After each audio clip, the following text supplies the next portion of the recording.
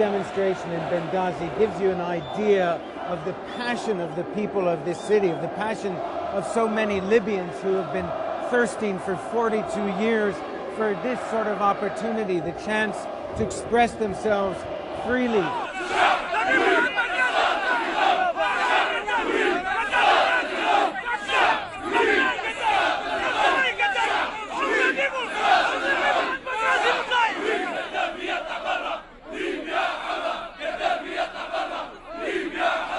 We arrived in this city, and from the beginning, everywhere we went, I felt like I was an American soldier going into Paris during World War II. Everybody clapping and cheering. We are the first television crew to get to this city, and we were just overwhelmed by the welcome here. People were throwing candy inside the car, clapping, shaking our hands, telling us you're welcome, thank you for coming here.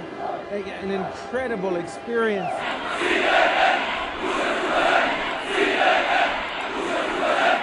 And you know, I feel like I'm just not up to the task of conveying just the significance of what we're seeing here.